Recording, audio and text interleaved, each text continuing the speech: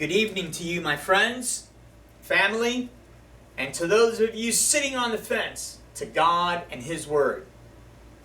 I hope to one day get you off of that fence. Will it be tonight?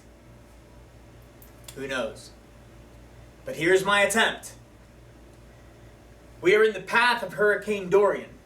We here in Florida are preparing for what is a Category 4, possibly a Category 5. But we know well these storms. We go through this each and every year. We also get our fair share of severe rainstorms. So the hope is that this will be nothing more than a severe rainstorm. If the panic mongers had their way, we would all be hiding under our beds right now. Be that as it may, the panic is working because the gas lines have begun, water's all gone, and soon will come the rage, the anger, the arguments.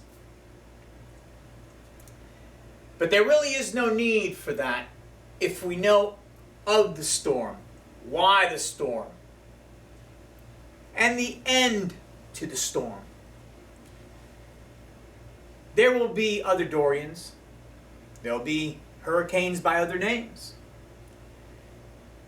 But there is a far worse storm on the horizon that is already sending its first weather bands among us.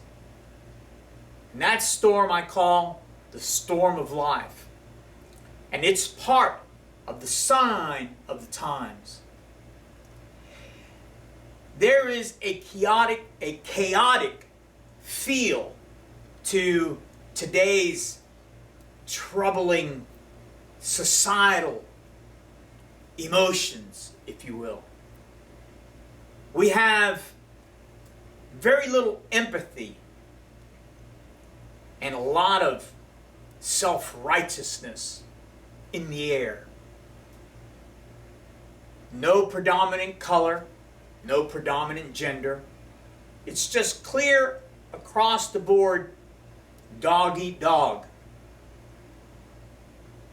We just surpassed 8 billion people on the planet, so that may be an emotion that will build and not settle. Youth today no longer consider patriotism, love of God, and child rearing as important. No, my friends, actually the leading topics of discussion are technology, technological advances, new devices, and even robotics, and the love for robotics. We are losing touch with ourselves and giving that emotion away for others to do with as they please. Lack of stewardship is the reason. And while you may be preparing for Dorian or for another storm that is coming upon you, know that the storm of life looks to have no survivors. The storm of life is filled with chaos, distraction, and destruction. Because the one who leads the storm of life does have an agenda. And we know who I'm talking about. In chapter 16 in the book of Matthew, search for yourselves, chapter 16 in the book of Matthew. The Pharisees and Sadducees, one believing in the resurrection after death, the other not believing in the resurrection after death. The Pharisees being more heavenly bound, while the Sadducees were more dust to dust and ashes to ashes, and all becomes carbon. The Pharisees more religious, the Sadducees more doctrinal. Both come to Jesus one afternoon with a question. Oh, they were always having questions. You can toss in a few Herodians and some assistants to the high priest, always searching to trip Jesus up with questions and questions and questions, and they were always leading to the same result, an answer. They wanted Jesus to show them a sign from heaven. While Dorian continues to build off our East Coast, take a moment to think of this heaven that these teachers of the law wanted to know about. And let your conscience be your guide, so to speak. Show us a sign from heaven, they asked Jesus. And Jesus replied, when evening comes, you all, and I'm sure he pointed out to the crowd, because besides the teachers of the law, there were the non-believers and those sitting on the fence.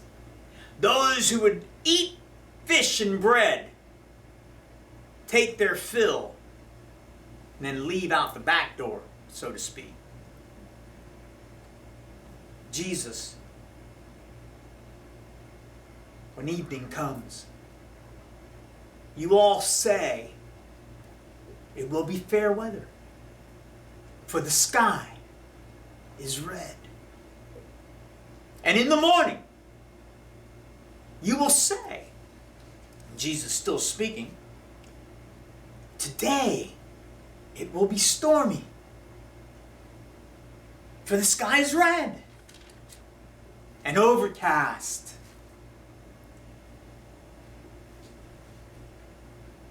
You know how to interpret the appearance of the sky, but you cannot interpret the sign of the times. The sign of the times. As people continue to throw water at the police, as the Middle East continues to heat up and Iran seeks to nuke up, as the world knows what the intent is once nuked up, North Korea continues to test rockets. England tries Brexit. Antifa continues to counter the Proud Boys. Pro-life goes after pro-choice. Where is good stewardship? God in His Word wants us to recognize, as easily as we see the sky become red, to recognize the sign of the times. To survive this panic, to survive the coming panic, to survive the panic that will be intentional, to divide and to conquer, to jeopardize and destroy us, we must seek beyond the sky and look to the sun, not the sun, the Son. Jesus is still knocking. He will not stop. He did not die on the cross to stop knocking at your door. Survive the panic. Survive the panic. Be good stewards. Be patriotic. Continue to love God